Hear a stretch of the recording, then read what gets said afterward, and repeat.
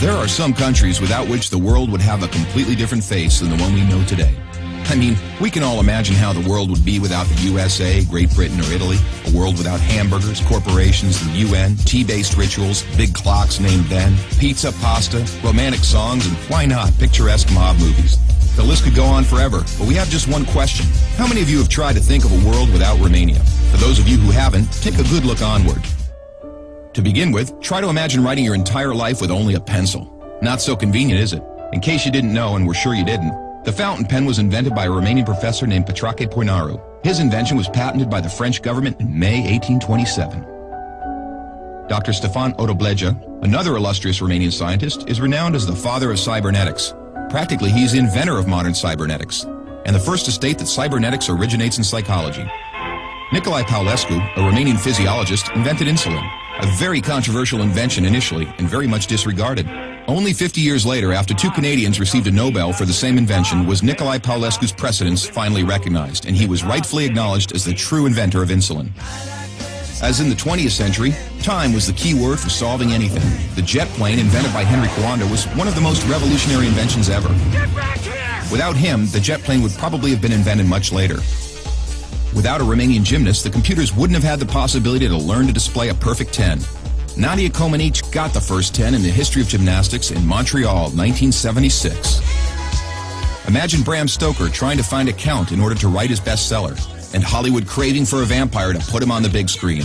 So they would all have to thank Vlad Tepes, the Romanian medieval ruler, who had the bad luck of becoming the bloodthirsty demon of modern times. Probably a long time would have passed until someone may have thought of writing a complete history of religions. Mircea Eliade was the first in the world to do it. All around the world, nobody would have thought of mocking a serious matter like death.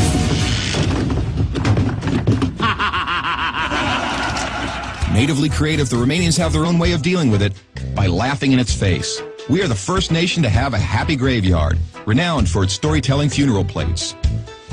Unless UEFA had approved a 1 meter wide goal, nobody would have been able to defend 4 penalty strikes in a row. This performance by Romanian goalkeeper Helmut Ducadam granted Steaua Bucharest the Champions Cup in 1986. Hey, Mr. Bill Gates, we want to congratulate you for being the richest man in the world. But let's put it this way, you owe us big time.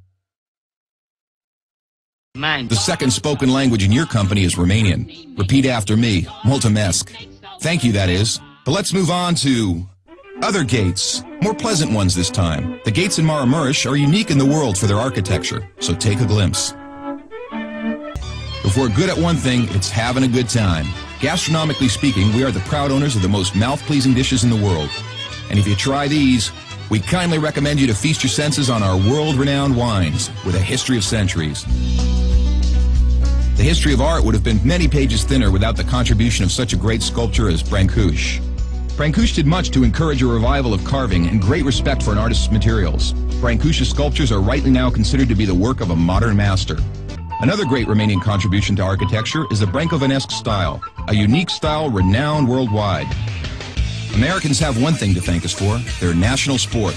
Because while other people were chasing wild goats in order to constitute a national sport, Romanians invented the godfather of baseball. A sort of baseball, that is, called the Uina, which was first attested to in 1364.